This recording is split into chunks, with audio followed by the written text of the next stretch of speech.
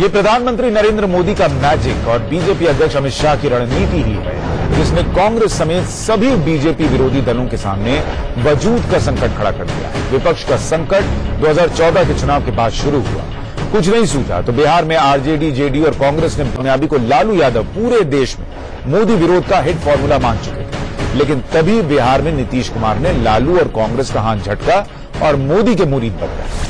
विपक्षी दलों के बिखराव और कमजोरी का फायदा उठाते हुए अब बीजेपी ने 2019 का टारगेट सेट कर दिया है। बीजेपी 2019 के लोकसभा चुनाव में 360 से ज्यादा सीटें जीतने के लिए अभी से तैयारी में जुट गई है, जबकि विपक्षी दल अभी महागठबंधन का हवाई किला बनाने में ही व्यस्त है। जेडीयू में अलग थलग हो चुके शरद यादव ने विपक्षी दलों का मजमा लगाने की कोशिश की थी। 27 अगस्त को लालू यादव पटना में विपक्षी दलों की महारैली करने जा रहे हैं। उससे पहले विपक्ष की एकजुटता का एक ख्याली पोस्टर मार्केट में आया, जो आपकी स्क्रीन पर है।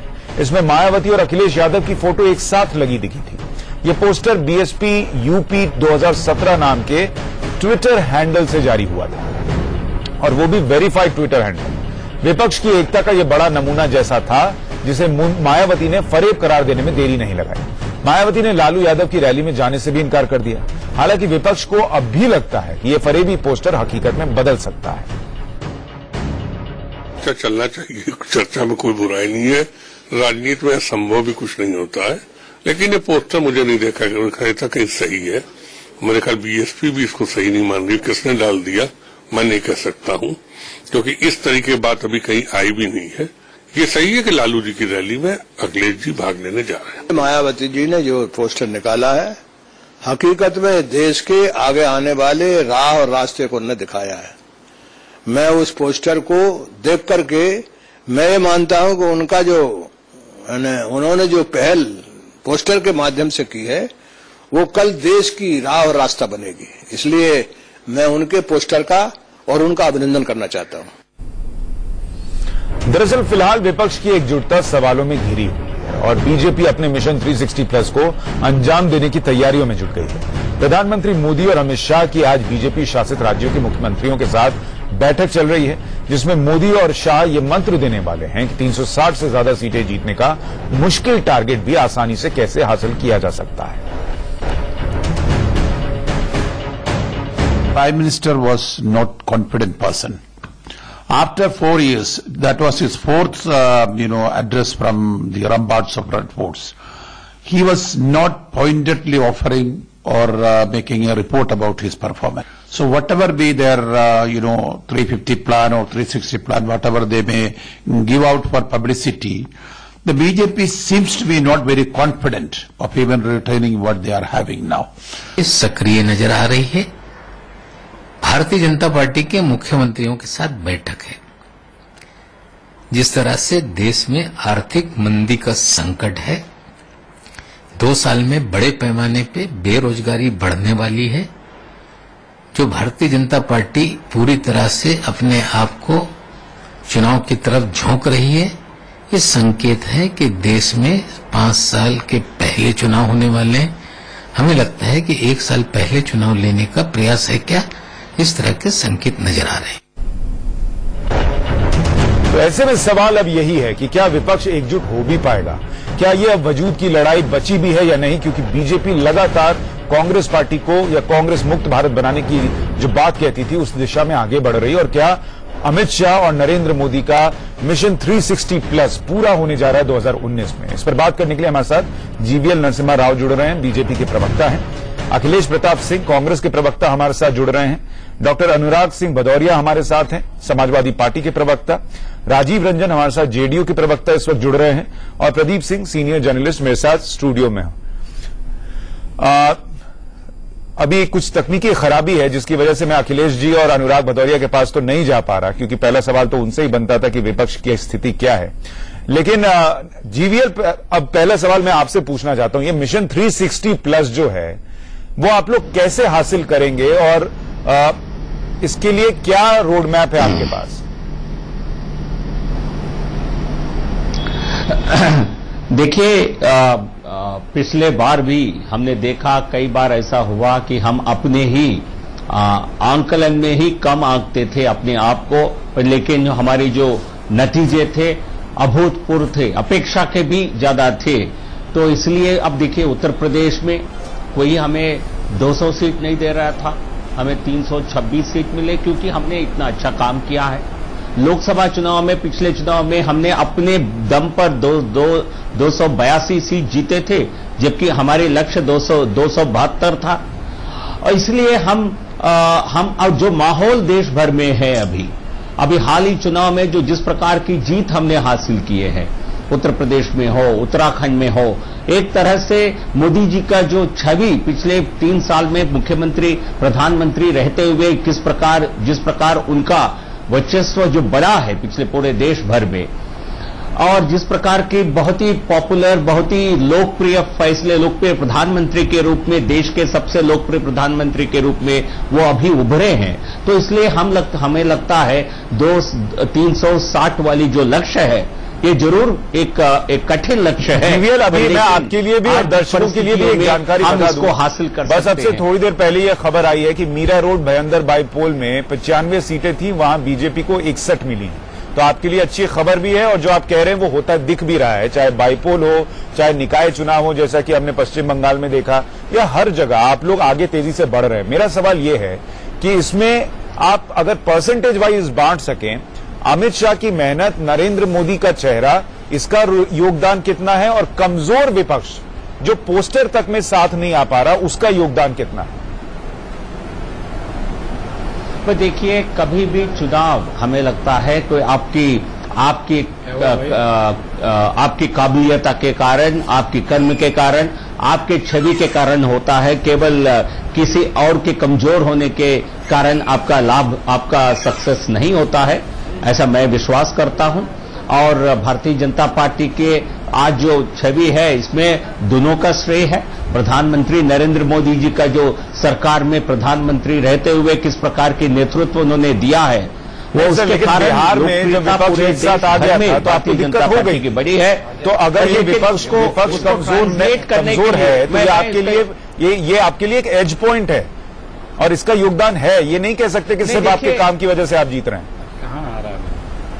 नहीं, लेकिन मैं इसको बिल्कुल नहीं मानता हूं कि जो आज आपको बहुत कमजोर दिख रहे हैं, यही हम कमजोर होते तो वो काफी स्ट्रांग आपको नजर आते हैं। उनका कमजोर दिखने का कारण केवल उनकी कमजोरी नहीं है, उनके कमजोर दिखने का कारण हमारी प्रधानमंत्री जी की पॉपुलैरिटी और अमित शाह जी की कर्मठ नेतृत्व, मैं ये मान वो कारण है उनके कमजोर दिखने का। वो हमसे कोई मुकाबला करने के वो स्थिति में इसलिए नहीं है क्योंकि हमारे नेता प्रधानमंत्री जी और राष्ट्रीय अध्यक्ष उनसे कई गुना बेहतर साबित हुए हैं हर फील्ड। ठीक है, अखिलेश प्रताप सिंह भी और डॉक्टर अनुराग भदौरिया भी हमारे साथ जुड़ गए हैं।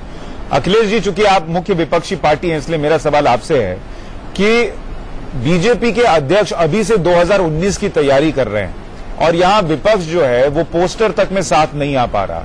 क्या आप लोग इनको मिशन 360 प्लस से किसी भी तरीके से रोकने की स्थिति में हैं?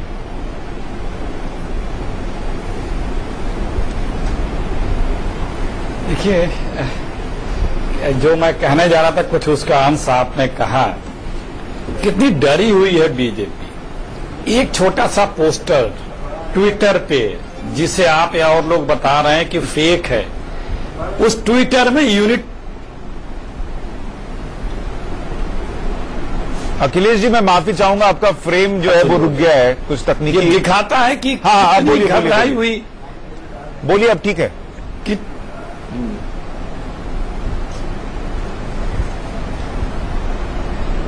फिर चला गया क्या? फेक फोटो पोस्टर बता रहे हैं, उतने से ही बीजेपी। सर, मैं जरा इसको ठीक कराता हूँ, कुछ टेक्निकल प्रॉब्लम है। बीजेपी मैं ठीक करा के अखिलेश जी लौटता हूँ आपके पास, कुछ टेक्निकल प्रॉब्लम है। राजीव रंजन जी, क्या आपको, चूंकि अब तो आप बीजेपी का हिस्सा है, एनडीए का हिस्सा है आपकी पार्टी, क्या आपको ये मिशन 360 प्लस 2019 में पूरा होता दिखता है, और क्या इसमें नीतीश कुमार का बड़ा योगदान है? क्योंकि अगर आप बीजेपी के साथ नहीं जाते तो उनको ये 360 प्लस शायद घटाकर 300 प्लस या 320 प्लस करना पड़ता, लेकिन आपने उनको एक नई ऊर्जा, नई ताकत दी है, क्योंकि विपक्ष का जो सबसे क्रेडिबल चेहरा हो सकता था वो अब बीजेपी के साथ है।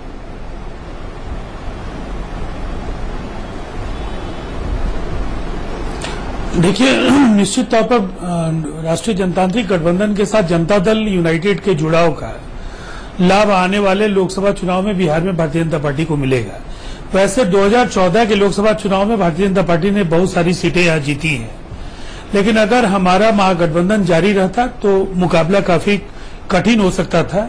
अब हम ये कह सकते हैं कि पहले से जो कुछ सीटें हम लोगों के पास थी, वो सीटें भी अब एनडीए की झोली में जाएंगी और राष्ट्रीय जनता दल या कांग्रेस के पास बिहार में अब कोई बहुत बड़ा आधार बचा नहीं है जो भारतीय जनता पार्टी और एनडीए की चुनौती का सामना कर सके। इसलिए निश्चित तौर पर बिहार में तो पूरी तरह से क्लीन स्वीप होना है।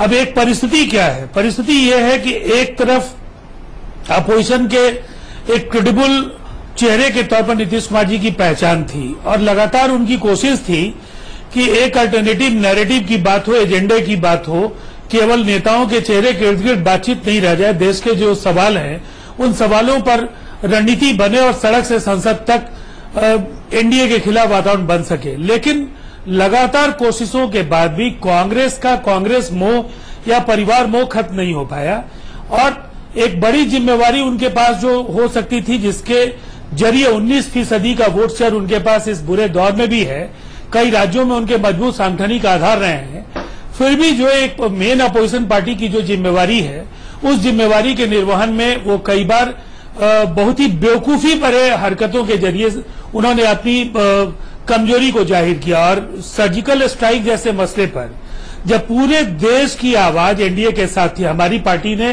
अपोजिशन में रहने के बाद भी सर्जिकल स्ट्राइक का समर्थन किया था। और कांग्रेस को भी याद रखना चाहिए था कि 1971 में जब बांग्लादेश का अस्तित्व बना तो अटल बिहारी वाजपेयी जी ने मां दुर्गा कहा था इंदिरा जी को। ऐसे मौके पर पूरा देश एक होता है और कहीं न कहीं इससे जो एक विभाजित संदेश उन्होंने देने की कोशिश की, तो मुझे वैश्विक परिदृश्य में भी अगर हम देखें, सर एक चीज समझाइए जो मैं सवाल जीवीएल से भी पूछ रहा था राजीव जी कि अगर ये मिशन 360 प्लस आपको लग रहा है कि संभव है कि हो जाए 2019 में, इसमें अमित शाह का किरदार कितना अहम है जो लगातार अभी से 2019 के लिए तैयारी कर रहे हैं? मोदी जी का रोल कितना इंपॉर्टेंट है जो कि लगातार सरकार के काम को प्रमोट कर रहे हैं, लोगों के बीच पहुंचा रहे हैं? और इसमें विपक्ष का कितना बड़ा किरदार है जो एकजुट हो ही नहीं पा रहा, जिसमें आप कह रहे हैं कांग्रेस परिवारवाद से ऊपर नहीं उठ पा रहा? किसका रोल सबसे इंपॉर्टेंट है इसमें?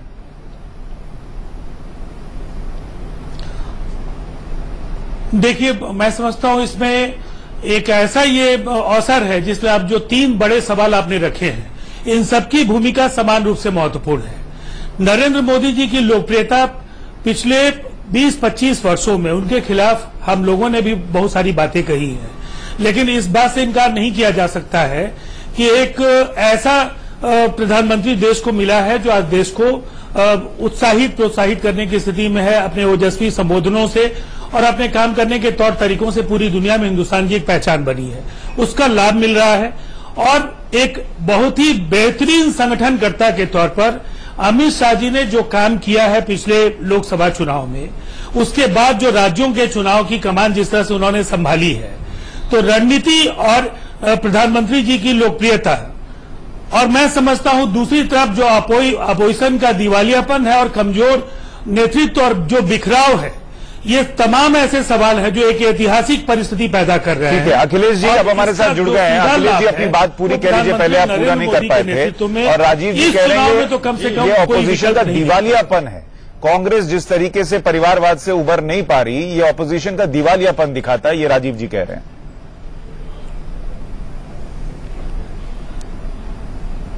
देखिए, राजीव रंजन जी जिस नीतीश कुमार जी की पार्टी में हैं, वो 9 से बनने का ख्वाब रखे थे, अब आज के तारीख में पिछले कहार बन के घूम रहे हैं, तो उन पे हम क्या प्रतिक्रिया दें? और जहां तक रही बात विपक्ष की एकता की, एक ट्विटर के पोस्टर ने, जिसे आप गलत बता रहे हैं, फेक बता रहे हैं, उसने बीजेपी को हिला कर रख दिया। पर सर वो राहुल यादव की रैली में मायावती नहीं जा रही, उन्होंने साफ कर दिया। पोस्टर ने शरद यादव के कार्यक्रम में नहीं गए, साफ है। सिर्फ एक पोस्टर की बात नहीं है ना सर। चुनाव हो रहा है क्या? अभी मुझे देखिए भाई, सुशांत जी जैसे आप दूसरे को निर्बाध बोलने का पूरा अवसर देते हैं, हमको भी दे दिया करिए। अभी चुनाव हो रहा क्या? कल चुनाव आने दीजिए ना, और पढ़ने तक से रणनीति बनती है। क्यों चिंता कर रहे हैं? इनको, इस बीजेपी को हम लोग 360 डिग्री घुमाएंगे, ये लिख लीजिए इसी चैनल पे। और 360 डिग्री में कहा आ जाएंगे, 180 डिग्री घुमा दीजिएगा। ये कोई विधायक और विधानसभा नहीं है कि लूट लेंगे सीबीआई और इनकम टैक्स से, नहीं है कि लूट लेंगे सीबीआई और इनकम टैक्स से। सीबीआई, एक सेकंड प्लीज, ये कोई विधानसभा नहीं है या नीतीश जी की सरकार नहीं है, ना राज्यसभा है कि लूट लेंगे सीबीआई और इनकम टैक्स और केंद्र की सरकार से।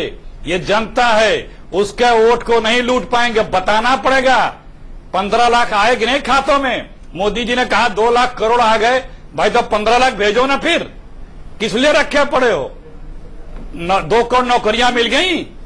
ये पर सर ये क्या हुआ में भी पूछ रहे थे ना, फिर भी 5 दिन में 9 रुपए पेट्रोल के दाम, 15 दिन में अलग अलग 9 हिस्सों में रुपए जीत रही है। आप यही सवाल उठाते हैं, फिर भी जीत रही है, क्योंकि आप लोग एकजुट होकर ये सवाल नहीं उठा पा रहे। छोटा रिबटल जरूर देना चाहूंगा सुशांत जी। आ रहा हूं सर, सुशांत जी, मैं छोटा सा एक रिबटल देना चाहूंगा। सुशांत जी, आ रहा हूं राजीव जी, आ रहा हूं। मुझे पूरा अवसर दीजिए भाई, एक सेकंड रुक जाइए, हमें अवसर। हाँ बोलिए सर। ये झूठ फरेब की हांडी एक बार चढ़ती है, बार बार नहीं चढ़ती है। बार बार झूठ फरेब की हांडी नहीं चढ़ती है, न चढ़ने वाली है। और न ये विधायक है कि आप लूट लेंगे, ये जनता है। आपको एक एक चीज का, उस चीज का हिसाब देना होगा जो आपने वादा किया था। आप अपने 5 साल के पापों का हिसाब देना पड़ेगा जो आपने कहा है। जो ईस्ट इंडिया कंपनी एक थी, वो भी ख्वाब रखती। ठीक है सर, मुझे थोड़ा और रिएक्शन लेना है। कंपनी राजीव जी आपके पास आऊंगा, जिसे हम बीजेपी कहते हैं। ठीक है, ईस्ट इंडिया कंपनी पार्ट 2 जो बीजेपी है, इसका भी वही काम है जो अखिलेश जी, एक मिनट अखिलेश जी, थोड़ा सा और लोगों को भी बोल लेने दीजिए। इसको भी हम इनके चौखट। ठीक है अखिलेश जी, अनुराग जी और प्रदीप जी, मैं आपके पास आ रहा हूं। एक जल्दी से राजीव जी जो आप बात जोड़ना चाह रहे थे वो कह दीजिए, आप कुछ कहना चाह रहे थे। बस मैं इतना कहना चाहता हूं कि कांग्रेस लेड अपोजिशन में नीतीश कुमार जी क्या कभी प्रधानमंत्री पद के चेहरे के तौर पर कांग्रेस ने प्रोजेक्ट किया था क्या?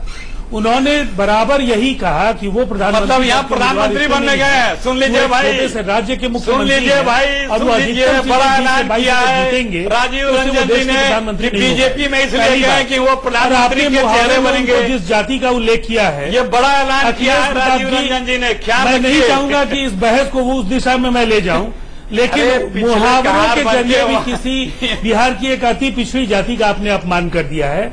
ऐसे मुहावरों का बहिष्कार मजबूरी होगी आपकी। अनुराग जी मुझे एक चीज बताइए, अखिलेश जी कह रहे हैं चुनाव आएगा तो हम लोग एकजुट हो जाएंगे, नहीं हकीकत है। लेकिन मायावती ने जैसे आज मना कर दिया कि एक पोस्टर में वो अगर अखिलेश यादव के साथ दिख रही हैं तो उनको एतराज है। और हाल के यूपी चुनाव में तो चुनाव आया था, आप लोग एकजुट तो नहीं हो पाए। क्या ये संभव है कि 2019 आएगा तब आप लोग एकजुट हो जाएंगे? यहां बीजेपी अभी से 2019 की तैयारी कर रही है, आप एकजुट होने के लिए 1.5 साल का इंतजार कर रहे हैं, 2 साल का।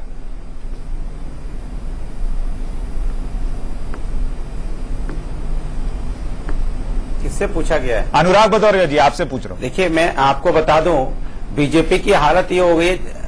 जी, मैं आपको बता दूं, बीजेपी 360 के सपने देख रही है।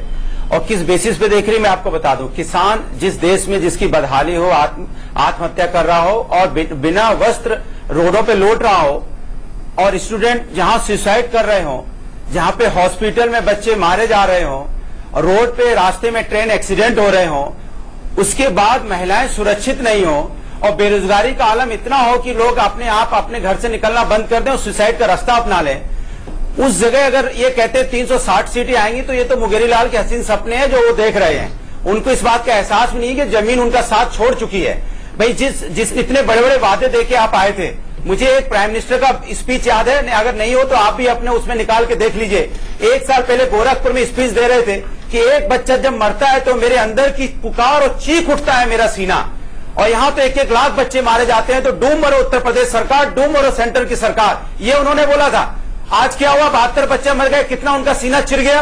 क्या ये पब्लिक नहीं जानती है? जो और ये भी बोल के गए थे कि 1 साल के अंदर में ये बीमारी खत्म कर देंगे, क्योंकि 5 देशों में ऐसी बीमारी 1 साल के अंदर खत्म हुई है। 3 साल हो गए। अनुराग जी, उन्होंने 1 साल पहले यूपी में 300 सीटें जीतने की बात कही थी, वो भी तो करके दिखा दिया उन्होंने। मैं आपसे ये पूछ रहा हूं, ये जितने मुद्दे अखिलेश जी गिना रहे हैं या आप गिना रहे हैं, क्या आप लोग एक साथ पूरे देश में रख सकते हैं या रख पा रहे हैं? क्या एसपी और बीएसपी साथ आएगी 2019 के लिए? बोलते रहो कि आप बहुत अच्छे हो, बहुत अच्छे हो, तो उसको झूठ एहसास होने लगता है कि मैं बहुत अच्छा हूं।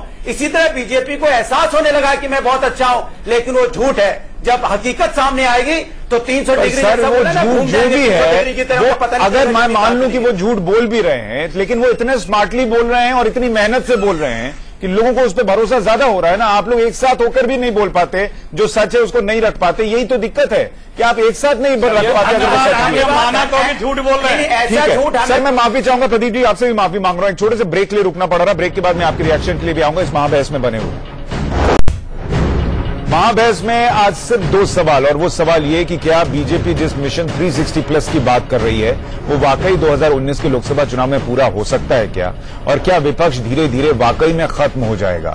इस पर बात करने के लिए बीजेपी से जीवीएल नरसिम्हा राव हमारे साथ हैं, अखिलेश प्रताप सिंह कांग्रेस से, डॉक्टर अनुराग भदौरिया हमारे साथ समाजवादी पार्टी से, राजीव रंजन जेडीयू से, और हमारे साथ प्रदीप सिंह सीनियर जर्नलिस्ट बने हुए। प्रदीप जी एक बात बताइए, क्या ये 360 प्लस संभव हो सकता है, और जो मौजूदा हालत है विपक्ष की, क्या वो विपक्ष 360 प्लस के इस सपने को तोड़ सकता है?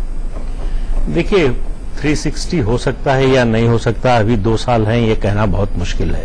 लेकिन एक बात जो दिखाई दे रही है जमीन पर वो ये है कि विधानसभा चुनाव, उत्तर प्रदेश के विधानसभा चुनाव के तुरंत बाद से प्रधानमंत्री और बीजेपी के राष्ट्रीय अध्यक्ष अमित शाह दोनों लोकसभा चुनाव की तैयारी में लग गए। एक दूसरा, बीजेपी का लगातार जोर नए भौगोलिक और सामाजिक क्षेत्रों में पार्टी के विस्तार का है, तो उनके एजेंडे पर इस समय दलित समुदाय को जोड़ने का एक कार्यक्रम है। दूसरी ओर ऐसे राज्यों में जहां पार्टी कमजोर थी या नहीं थी, वहां अपना जनाधार बढ़ाने की कोशिश। मैंने इतने सालों में 30-35 सालों में किसी पार्टी के राष्ट्रीय अध्यक्ष को, इसमें बीजेपी के भी राष्ट्रीय अध्यक्ष शामिल हैं, इस तरह से काम करते हुए नहीं देखा है। सही बात कि राष्ट्रीय अध्यक्ष जाए, 3 दिन रहे और किसी बूथ लेवल वर्कर के यहां जाए, वहां बातचीत करे लोगों से। आमतौर पर होता यह था कि राष्ट्रीय अध्यक्ष और राष्ट्रीय जो पदाधिकारी हैं वो राज्य की राजधानी में जाते थे, वहां कुछ लोगों से मिले, एक कार्यकर्ताओं का सम्मेलन हो गया ज्यादा से ज्यादा और लौट आए। इस तरह से बूथ लेवल पर कि हर बूथ पर पार्टी का वर्कर होना चाहिए, ये मिशन लेकर काम पहली बार होते हुए देख रहे हैं, इतना पहले से। हाँ। तो ये इतना ही करेंगे, प्रशंसा नहीं करेंगे, ये बात समझ में आती है, लेकिन ये भी सोचना चाहिए कि हर बार हम क्यों हार रहे हैं, क्या वजह है। इसमें ये बताइए कि क्या विपक्ष में आपको कोई नरेंद्र मोदी की पॉपुलैरिटी को टक्कर देता कोई चेहरा दिखता है, और अमित शाह की स्ट्रैटेजी बनाने की जो शैली है उसको टक्कर देता कोई दिखता है क्या? देखिए अमित शाह की शैली को टक्कर देता तब जब वैसी कोई कोशिश करे, अभी तो उधर से कोई कोशिश भी नहीं हो रही है। और विपक्ष में मेरा मानना है कि नीतीश कुमार एक ऐसा फेस थे जो सबसे क्रेडिबल फेस थे। ये विपक्ष ने गलती की, अगर नीतीश कुमार को उन्होंने तो ये भी क्रेडिट हमको अमित शाह और नरेंद्र मोदी को देना होगा ना कि जो सबसे क्रेडिबल चेहरा था, देखिए आपने उसको ही खत्म कर दिया और अपने साथ खत्म कर दिया। और अगर आप याद कीजिए कि 2013 से और 2017 तक नीतीश जी ने नरेंद्र मोदी के बारे में व्यक्तिगत रूप से क्या क्या कहा। हाँ, सही बात। दोनों ने एक दूसरे के बारे में बोला, लेकिन दोनों ने अपने राजनीतिक हित में इन मुद्दों को बुला के एक साथ आने का फैसला किया।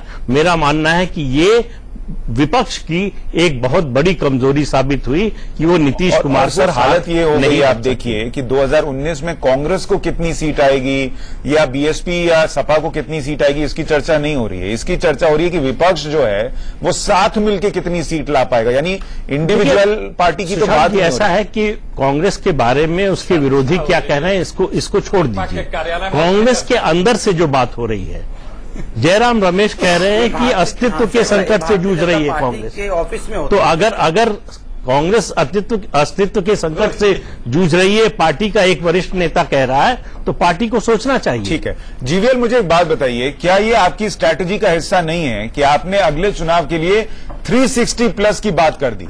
मतलब वो मिलेगा नहीं मिलेगा, 2 साल में क्या होगा ये किसी को पता नहीं, लेकिन आपने एक मेंटल गेम खेला है, यानी साइकी पे अटैक किया है कि हम तो हारने की बात ही नहीं कर रहे बॉस, हम तो सीधा 360 प्लस की बात कर रहे हैं।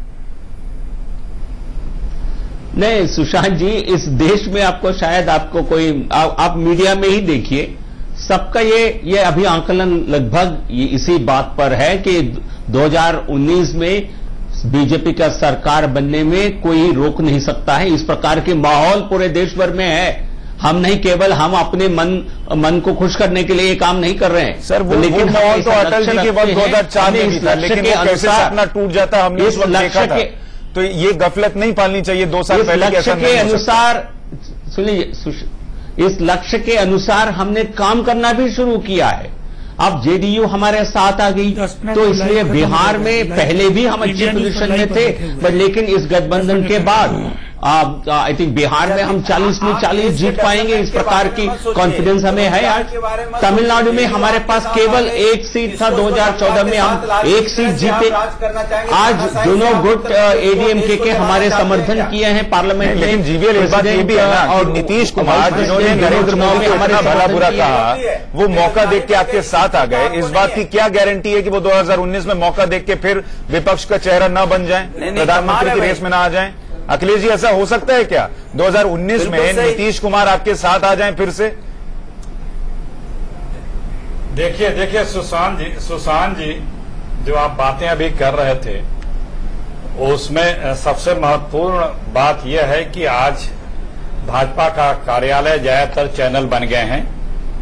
उसमें कहने या समझने में कोई गुरेज नहीं होनी चाहिए। ठीक है सर, वो अच्छे दिन अगर देश जो है जवाब पूरे देश मीडिया पर आप लोग बोलने लग जाते हैं, उसका कोई उपाय नहीं है। आप प्रदीप जी को कह दीजिए, मुझे कह दीजिए, दूसरे चैनलों में जाके कह दीजिए, जो स्थिति है वो तो बोलना होगा ना सर। तो ये भाई सब कल पूरे भारत से कंप्लेंट होगा कांग्रेस पार्टी का, आप ही को स्वतंत्रता राहुल नहीं करेंगे, पूरे भारत का बाइकआउट हो गया कि हम लोगों को भी स्वतंत्रता है कि अपनी ओपिनियन जाहिर कर सकें, प्लीज।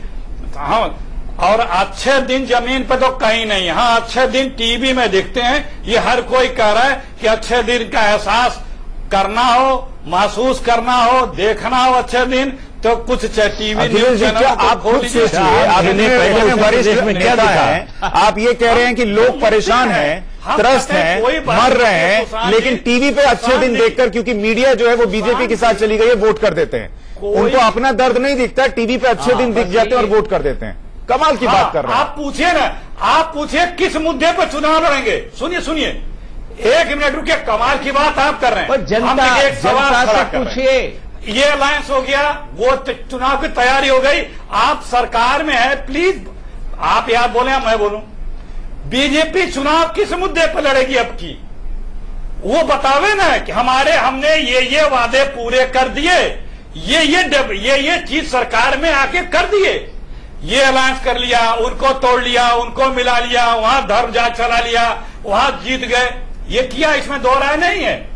लेकिन जो मौजूद सब्जेक्ट हैं, जिसकी जिम्मेदारी सरकार बना करके जनता ने बीजेपी और मोदी को दी, उसकी जवाबदेही इसी चुनाव में तय होती है। उस पर बहस होगा, उस पर राजनीति होगी, उस पर जनादेश मिलेगा। अच्छा, मुझे ये बताइए अखिलेश जी, मुझे ये बताइए, जब नोटबंदी हुई और लोगों को तकलीफ हो रही थी, आप खुद मेरे शो में आए थे, कई बार शो किए, कई बार पूछा कि लोगों को तकलीफ क्यों हो रही है। आप लोग क्या है, सेलेक्टिव हो जाते हैं। जो आप चाहते हैं कि दिन भर बैठकर जबरदस्ती सरकार की खामियां गिनाया जाए, वो नहीं होता, तो आप लोग फिर मीडिया पर सवाल खड़े करने लगते हैं। राजीव जी, मुझे ये बताइए कि क्या नीतीश कुमार जैसे अभी बीजेपी के साथ चले गए, 2019 में क्या फिर से विपक्ष के साथ जा सकते हैं अगर वो पीएम कैंडिडेट बना दिए जाए? भाजपा का कार्यालय है, इनको भगा दें। देखिए जबरदस्ती क्या गिना रहे हैं, 15 लाख देंगे कि जुमला ही रहेगा? देखिए, इस 2 करोड़ रोजगार कहाँ गए? पेट्रोलियम उन्होंने बार बार कहा है कि वो सब्सिडी थी वो कहाँ गई? उनकी ऐसी कोई आकांक्षा नहीं है। वो बिहार के 11 करोड़ लोगों की सेवा करना चाहते हैं और उस दिशा में अनवरत परिश्रम करते हैं। लगातार अधिकारियों से बात करते हैं, कार्यकर्ताओं से बात करते हैं।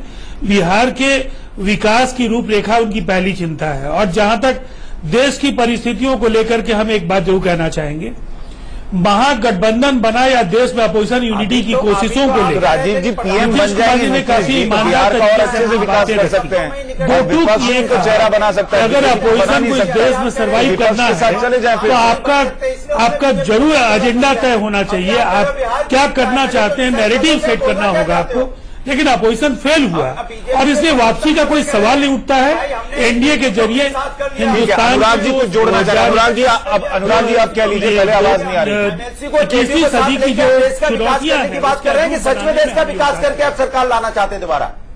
अनुराग जी ये बताइए, क्या सपा और बसपा साथ आ सकते हैं? क्या अखिलेश यादव या मायावती पीएम पद का चेहरा हो सकती हैं? आपने बीजेपी ने काम किया है, आप तोड़ने की बात कर रहे हो कि हमने उसको जोड़ लिया, उसको जोड़ लिया, इसको। अरे पब्लिक को कब जोड़ोगे? उनके भले की बात कब करोगे? अनुराग जी मुझे एक बात बताइए। अनुराग जी आ रहा हूं, जी आपके पास भी आ रहा हूं। हॉस्पिटल में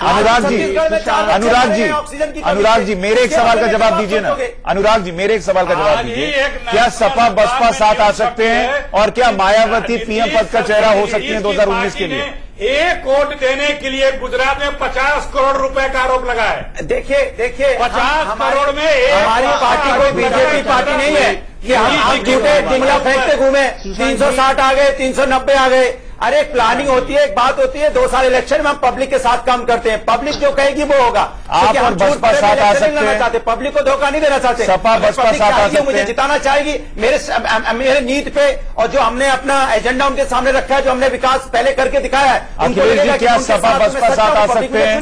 क्या मायावती आपको स्वीकार हो सकती है या कोई गैर कांग्रेसी पीएम पद के चेहरे के तौर पर स्वीकार हो सकता है कांग्रेस को? अखिलेश जी साहब से पूछना चाहता हूं बीजेपी के कि नौकरी कहां है 2 करोड़? आप भी बता दीजिए, हम भी चले जाए लाइन में लग के। बहुत लोग बेरोजगार घूम रहे हैं, उसकी बात बताए ना। 15 लाख को चलो छोड़ दो, हमने आपका मैया का क्या हुआ? आपने झूठ बोला, गंगा मैया साफ हुई, गंगा भी हमने आपको माफ किया, लेकिन आप बेरोजगारी के साथ खेल रहे हो। आप बेरोजगारी मतलब समझते हो आप क्या होता है? परिवार टूट जाते हैं, परिवार बिखर जाता है, समाज बिखर जाता है, इकोनॉमी डाउन हो गई, क्रिमिनल बढ़ जाते हैं और मारपीट शुरू हो जाती है और वो क्राइम आप कंट्रोल नहीं कर पा रहे क्योंकि आपने रिस्पॉन्ड करना है। आप कभी चिंतन करते हो? खाली चिंतन करते हो जेडीयू को तोड़ना है, एमएलसी को तोड़ना है, मेरे को लेना है, उसको ईडी भेजना है, उसको सीबीआई भेजना है, फिर कॉलर साफ करके टीवी में आके बैठ गए। ये कोई देश चला रहे हो आप? इसको देश चलाना बोलते हैं? इसको बोलते हैं कि आप हिटलर साई, डराना, धमकाना, दबाना। ठीक है, आप उनका जवाब सुन लीजिए सर। आप 360 सीटें ना, अनुराग जी उनका जवाब सुन लीजिए। सीटें भी नहीं आएगी अनुराग जी, वक्त का मैं उनको जवाब तो दे लेने दीजिए। आपकी सरकार ने जितने नौकरियों के वादे किए वो सुशांत जी, जवाब बताना 2 करोड़ नौकरी कब देंगे? देखिए जवाब इसका बताओ। बता दीजिए 2 करोड़ पेट्रोलियम प्रोडक्ट का दाम कब घटेगा? सीधा जवाब है 2 करोड़। सुन लीजिए, थोड़ा 15 लाख कब आएगा? पेट्रोलियम का दाम कब घटेगा? किसानों के उपज का 2.5 गुना कब मिलेगा? ये बता दें 5 सवाल। 25 नहीं 5 का जवाब दे रहा हूं। अच्छा, उनको जवाब दे लेने दीजिए सर। आपने 10 साल सत्ता में रह के सत्ता में रह के आपने देश को लूटा है। 15 लाख करोड़ अपने देश की जनता का लूटा है।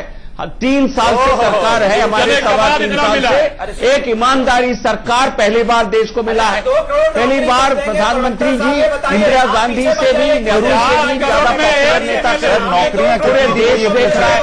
तो आपकी बौखलाहट है, मैंने आपको सुना है, आपकी करोड़ में आपकी बौखलाहट मैंने सुना है। और दोनों लड़के, आप बताओ हॉस्पिटल में सुशांत जी ये बिल्कुल सही नहीं है इस प्रकार चिल्लाना।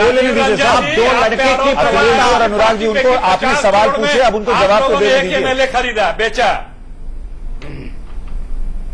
अच्छा देखिए, पिछले 3 साल से सरकार केंद्र में है। तो देश की जनता प्रधानमंत्री जी में एक विश्वसनीय नेता को देख रहे हैं। पहली बार एक ईमानदार सरकार को देख रहे हैं। ये सरकार महंगाई को हमने पिछले 3 साल में जितना कंट्रोल किया, हिस्ट्री में, इतिहास में कभी कंट्रोल नहीं हुआ। देश की इकोनॉमी 7.5% से हर साल ग्रो कर रही है। भ्रष्टाचारियों के खिलाफ लगातार उधर हम क्या कर रहा है। और 2 लड़के की प्रवक्ता, 2 लड़के की प्रवक्ता यहाँ आकर के जो हताशा, आपकी हताशा और आपकी बौखलाहट साफ झलक रही है इस प्रोग्राम। एक रिएक्शन लास्ट में प्रदीप जी से लेना चाहता हूं। प्रदीप जी, मुझे ये बताइए कि विपक्ष जो मुद्दे उठा रहा है वो मुद्दे हैं वाकई में कि नौकरियां कितनी दी, आपने किसानों के लिए क्या किया, किसान आत्महत्या क्यों कर रहा है, ये सारी चीजें तो हैं। लेकिन जब मैंने सवाल पूछा कि क्या सपा बसपा साथ आ सकती है तो उस पर जवाब नहीं मिला। क्या मायावती या अखिलेश यादव चेहरा हो सकती है या कोई गैर कांग्रेसी चेहरा हो सकता है, उस पर जवाब नहीं मिला। क्या दिक्कत यही है कि मुद्दे तो हैं विपक्ष के पास लेकिन एकजुटता नहीं है या किसी गैर कांग्रेसी को आगे बढ़ाने की हिम्मत नहीं है या नियत नहीं? बिल्कुल मुद्दे हैं, लेकिन सवाल यह है कि मुद्दों का असर कब होता है? जब संगठन की और नेता की क्रेडिबिलिटी हो, जब उसकी बात की विश्वसनीयता हो, तब मुद्दों का असर होता है। कोई विश्वसनीय नेता नहीं है आपके पास, संगठन नहीं है जिस पर लोग भरोसा। मान लीजिए कि अगर बीजेपी से लोग नाराज हो जाएं और उसको हटाना चाहें, तो लोग ये सोचेंगे, ये देखेंगे ना कि सामने कौन है, किसको लाएं। तो वहां तो कुछ दिखाई देता नहीं, वहां तो एक वैक्यूम नजर आता है। अब जो वो बीएसपी वाला पोस्टर था जो फेक निकल गया, उसमें तो राहुल गांधी की फोटो तक नहीं थी। बिल्कुल, देखिए राहुल गांधी को लेकर बाकी दलों में क्या विचार है, क्या सोच है, ये किसी से छिपा नहीं है। और कांग्रेस के लिए लगातार कांग्रेस के जितने हितैषी हैं बार बार कह रहे हैं कांग्रेस को सरवाइव करना है तो गांधी परिवार से बाहर किसी को नेता बनाने पर विचार करना चाहिए, लेकिन कांग्रेस सुनने को तैयार नहीं है। की आवाज एक एंटनी कमेटी की रिपोर्ट आई थी जिसको आज तक सार्वजनिक नहीं किया गया। सवा तीन साल हो गए लोकसभा चुनाव में, सबसे बुरी हार 67 साल में हुई कांग्रेस की। उसके क्या कारण थे, उसके लिए क्या बदलाव किए जाने चाहिए संगठन में, किस तरह से मुद्दों को उठाया जाए, इस पर कोई चर्चा पार्टी के अंदर नहीं है। कोई व्यक्ति राहुल गांधी के खिलाफ बोल दे तो वो उसको पार्टी से निकाल देंगे। कांग्रेस की दिक्कत मुझे जो लोग छोड़ कर गए हैं, कांग्रेस खुद से सवाल नहीं पूछती, वो बीजेपी से, पत्रकारों से, मीडिया हाउसेस से सवाल पूछ लेगी। सबसे आसान है कि अगर आपने कुछ आलोचना में कहा तो आपको बता देंगे कि ये चैनल बीजेपी का है, ये पत्रकार बीजेपी का है, उससे कोई फायदा नहीं होने वाला। तो ये हालत में पहुंच गए कि ये अब जो है विधानसभा चुनाव से पहले उत्तर प्रदेश में यही कर रहे थे, ये हालत हो गई है उनकी। तो ये करते रहेंगे तो कोई फर्क नहीं पड़ता। हम पत्रकारिता कर रहे हैं पिछले 15 साल से, चैनल चल रहा है इतने साल से, वो चलेगा। जिस वक्त जो मुद्दा उठाना चाहिए वो उठाया जाएगा। कांग्रेस अपने आप से सवाल पूछना अगर शुरू नहीं करेगी तो यही हालत 2019 में भी होगी, और यही इसीलिए बीजेपी को मनोबल उनका बढ़ाता है कि वो 360 प्लस भी जा सकते हैं, क्योंकि विपक्ष एक नहीं हो सकता, विपक्ष खुद से सवाल नहीं पूछ पाता। लेकिन अभी 2 साल का वक्त है। एक वक्त हमने देखा था अटल जी की सरकार लौटेगी, इंडिया शाइनिंग की बात होती थी, लेकिन यूपीए की सरकार आई थी। इसलिए 2019 में भी ऐसा ही हो जाए और बीजेपी को क्लीन स्वीप मिल जाए, इसकी गुंजाइश पूरी तरीके से है, ऐसा नहीं कहा जा सकता। महाबहस में आप सभी मेहमानों का बहुत शुक्रिया। आज के लिए इतना ही, नमस्कार।